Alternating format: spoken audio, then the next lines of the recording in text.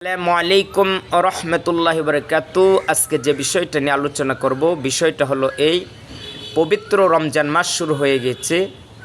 পবিত্র রমজান মাসের রোজা রাখার কষ্টটা আল্লাহ তাআলা ভালো করে জানেন, কিন্তু কেন তিনি আমাদের উপরে রমজানের রোজা ফরজ করেছেন? আল্লাহ তাআলা আমাদেরকে ভালোবাসেন বিদায় আল্লাহ তাআলা আমাদের উপর রমজানের রোজা ফরজ করেছেন। আল্লাহ তাআলা আমাদেরকে মহব্বত করেন বিদায় আল্লাহ তাআলা আমাদের উপর রমজানের রোজা ফরজ করেছেন। তার জ্বলন্ত প্রমাণ হচ্ছে মহাগ্রন্থ আল কোরআনের সূরা বাকারার 183 নম্বর আয়াতে আল্লাহ তাআলা বলে দিয়েছেন আল্লাহ তাআলা কতটুকু মহব্বত করেন। আল্লাহ তাআলা বলেন, ইয়া আইয়ুহাল্লাযীনা আমানু কুতিবা আলাইকুমুস সিয়াম কামা কুতিবা আলাল্লাযীনা মিন ক্বাবলিকুম লাআল্লাকুম তাত্তাকুন। হে ঈমানদারগণ, তোমাদের উপর রোজা ফরজ করা হয়েছে যেমনিভাবে তোমাদের পূর্ববর্তীগণদের উপরও ফরজ করা হয়েছিল, লাআল্লাকুম তাত্তাকুন, যেন তোমরা মুত্তাকি হইতে পারো, যেন তোমরা তাকওয়া অর্জন করতে পারো। এই আয়াত দ্বারা স্পষ্ট প্রমাণ হয়ে গেল যে আল্লাহ তাআলা আমাদেরকে মহব্বত করেন বিদায় আল্লাহ তাআলা আমাদের উপরে রমজানের রোজা ফরজ করেছেন। সুবহানাল্লাহ, আলহামদুলিল্লাহ। আল্লাহ তাআলা বলেন, কষ্ট করে হলেও রোজা রাখো, রোজা রাখলে একটা দামি জিনিস পেয়ে যাইবা। সেই জিনিসটা কি? সেটা হলো তাকওয়া। তাকওয়া অত্যন্ত দামি জিনিস। আসমান জমিনের ভিতরে যা কিছু আছে তার থেকে তাকওয়ার দাম অনেক বেশি। তাকওয়া যদি অর্জন করতে পারেন, তাকওয়ার এত দাম যে 7টা দুজকের আগুনকে নিভিয়ে দিতে সক্ষম। আল্লাহ তাআলা বলেন, ফামান যুহজিয়া আনিন নার ওয়া উদখিলাল জান্নাতা ফাকাদ ফাজা। যাকে দুজকের আগুন থেকে দূরে সরাইয়া রাখা হবে এবং জান্নাতে প্রবেশ করানো হবে, সেই সফল কাম হবে। সুবহানাল্লাহ। আসলে ভাই, রোজা রাখার কষ্টটা ডাক্তারের সুইয়ের মতন কষ্ট। ডাক্তার যে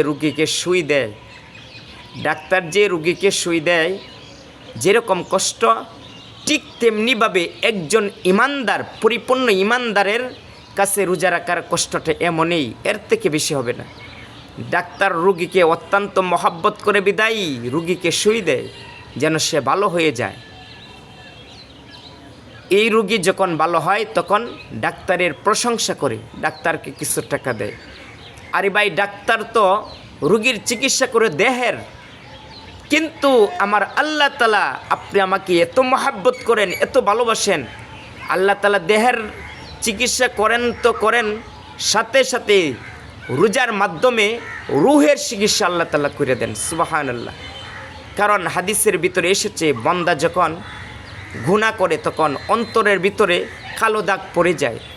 গুনাহ করতে করতে করতে করতে 1 মাস নয়, 2 মাস নয়, এরকম 11 মাস পর্যন্ত যখন বান্দা গুনাহ করে, আল্লাহ তাআলা আকাশের গায়ে একটা চাঁদ উদয় করে দিয়ে বলেন, এখন তোমরা হাসপাতালে ভর্তি হয়ে যাও। সেই হাসপাতালটার নাম হইল পবিত্র রমজান মাস। সুবহানাল্লাহ। 1 মাস তোমরা চিকিৎসা করো, রুহের চিকিৎসা করো, করে তোমরা তাকওয়া অর্জন করো। আর তাকওয়া যে ব্যক্তি অর্জন করবে তার স্থান হবে জান্নাত। এত গুরুত্বপূর্ণ যে আল্লাহ তাআলা আমাদেরকে এত গুরুত্বপূর্ণভাবে আল্লাহ তাআলা আমাদেরকে চিকিৎসা করান, অথচ আমাদের সমাজের কিছু লোক আছে, রমজান মাস আসলে তারা অসুস্থ হয়ে যায়। রমজান মাস আসলে তারা বিভিন্ন রকম তালবাহানা দেখায়, চেহারাও ভালো, ছবিও ভালো, দেখতেও মুতার তাজা, অথচ ওরা রোজা রাখে না। লজ্জা করে না? এত নেয়ামত আল্লাহ তাআলা তোমাকে আমাকে দিয়েছে গুনাহ মাফ করানোর জন্য, অথচ গুনাহ মাফ না করে সেই সময় গুনাহ আরও বেশি করি, অসুস্থর বান্দরি। কী হিসাব আল্লাহ তাআলার কাছে দিবে যে রমজান মাস পেয়ে রোজা রাখলা না, আল্লাহর হুকুম মানলা না? কী হিসাব তুমি আল্লাহ তাআলার কাছে দিবে? তাই আসুন আর দেরি না করে যারা রোজা রাখি নাই, আজ থেকে তওবা করে আল্লাহ তাআলার কাছে, আল্লাহ তাআলার কাছে, যেন আল্লাহ তাআলা আমাদেরকে প্রত্যেকটা রমজানের রাত্র এবং দিনের হক আদায় করার তৌফিক দান করুক, প্রত্যেকটা রোজা যেন রাখতে পারি সেই তৌফিক দান করুক। আসসালামু আলাইকুম ওয়া রাহমাতুল্লাহি ওয়া বারাকাতুহু।